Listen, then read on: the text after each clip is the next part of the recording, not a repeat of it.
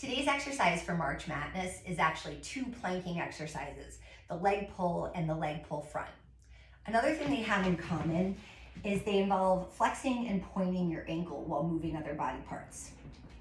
So I want to talk about flexing and pointing your foot, not just for those two mat exercises, but for anything you're doing in Pilates.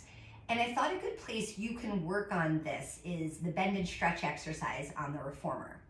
In that move from the feet in the strap series, we're extending and flexing all the joints of your lower body while trying to keep your torso stable on the carriage.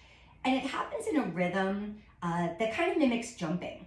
So you can imagine this as me crouching down to prepare to jump and then executing the jump.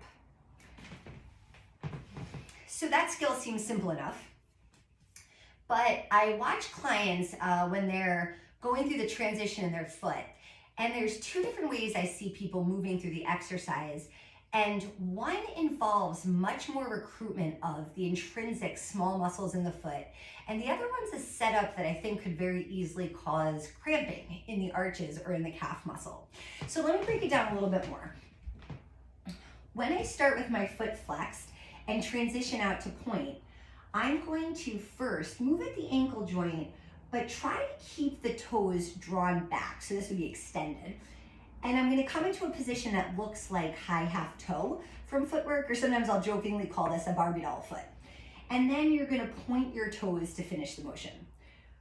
In reverse, you can see me now extend my toes and then move from the ankles. So I'm just segmenting into two bits. So I've got the ankle movement, then the toe action, ankle action.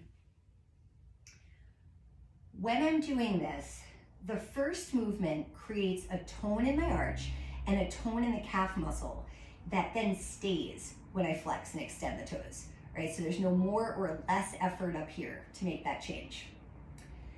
And if this is working properly, that also will ensure that my quadriceps can engage properly and my hip extensor muscles. Now, what I'm seeing in class is something that looks a little bit more like this. The ankle's dorsiflexed and the toes are already curled forward like this.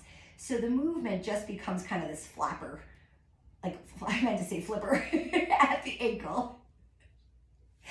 And in this position, I am hearing clients complain of sometimes getting foot cramps or cramps in their calves. So here's why that happens. If you wear a shoe all day, your foot, your toes start to grip down and hold on to the shoe.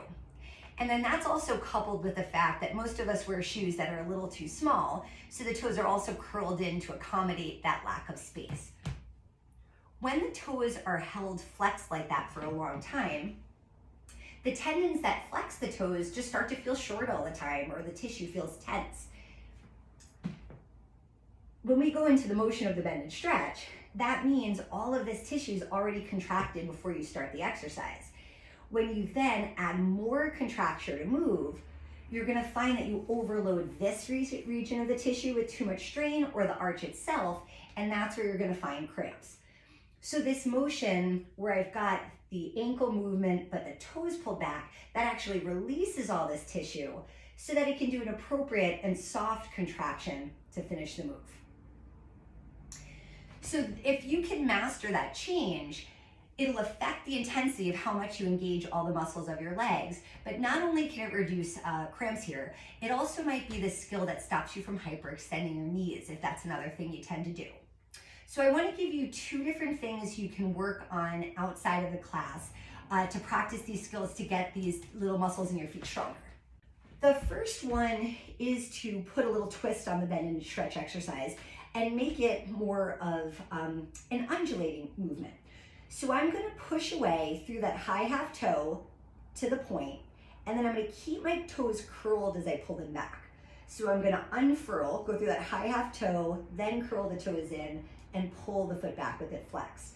You can imagine this as trying to push something away with your foot, then changing your mind, grabbing it with your toes and pull back. And then I push away with the ball of the foot, grab it with the toes and pull back. And then I can reverse, going out with my foot flexed, then drawing the toes back and extending that way. And you just want to get it fluid eventually, so one part of the motion rolls right into the next. Now I wanted you to see that before, if you couldn't see that.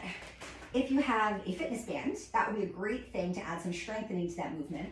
You want to put it on so there's a little extra flap that goes beyond your toes. That'll keep it in place. Anchor your elbows down. By the way, I'm doing this all in this weird inclined position. You should probably be flat on your back, but I want to make eye contact. Okay, so same thing here. I can push away with the ball of the foot, curl my toes around the band and pull it back in. And now I've got some great sensory feedback of the movement, and I can really sense the effort of pushing and pulling. But because I don't want the band to snap, I have to do it really slow and careful and thoughtful. All right, so that's one thing. Well, let's say you have no band. It's okay. We also can do one of the variations on shoulder bridge that we do to teach the stabilization of the full exercise. And this is the version where we do a small march. After you lift into a bridge, you want to challenge yourself to stay level at your hips, and we're going to articulate the foot off the mat to feel those segments again. So I'm going to lift the heel off and go to that high half toe, then lift the ball of the foot so I'm on the tip of the toe before picking the leg up, and I'm going to put it back down on the tip of the toe, then the ball of the foot, and then lower the heel. So again, I'm going to keep doing the same foot. I'm going to lift the heel, then the ball of the foot onto the toe and pick it up, then lower down toe, ball, heel. So this is a great strengthening exercise to improve the tone of the arch of your foot because I'm bearing weight on it as I do these transitions. If you're practicing this at home, you should try a set where you're alternating feet each time for a set of 6 of them. Then with this new strength you've built up in your feet, you will be much stronger when you go into the planking exercises and you're doing a weight shift, mobilizing one ankle while strengthening the other. All right, have fun, give it a try.